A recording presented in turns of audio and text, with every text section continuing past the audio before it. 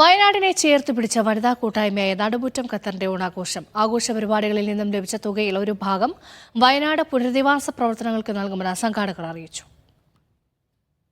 വൈവിധ്യമാർന്ന കലാപരിപാടികളും വിഭവസമൃദ്ധമായ സദ്യയുമൊരുക്കിയാണ് നടുമുറ്റം ഖത്തർ ഓണാഘോഷമൊരുക്കിയത്. 500-ലേറെ പേർ ആഘോഷ പരിപാടികളിൽ പങ്കുചേർന്നു. പരിപാടിയുടെ നടത്തിപ്പിനായി വിവിധ സ്ഥാപനങ്ങളിൽ നിന്ന് സ്വീകരിച്ച സ്പോൺസർഷിപ്പ് തുകയുടെ വലിയൊരു ഭാഗം വയനാട് പുനരധിവാസ ഫണ്ടിലേക്ക് കൈമാറുമെന്ന് സംഘാടകർ അറിയിച്ചു. വയനാടിനൊപ്പം എന്ന ആശയത്തിൽ കഴിഞ്ഞയാഴ്ച ഓണക്കള മത്സരവും നടുമുറ്റം ഖത്തർ സംഘടിപ്പിച്ചിരുന്നു. ഓണാഘോഷത്തിന്റെ ഭാഗമായി നടന്ന സാംസ്കാരിക പരിപാടിയിൽ റേഡിയോ മലയാളം CEO അൻവർ ഹുസൈൻ സംസാരിച്ചു. Nadumuttam president Sana Naseem, general secretary Fathima Thasneem, vice president Rubeena Muhammad Kunhi, Latha Krishna തുടങ്ങിയവർ നേതൃത്വം നൽകി. Media 1 Doha.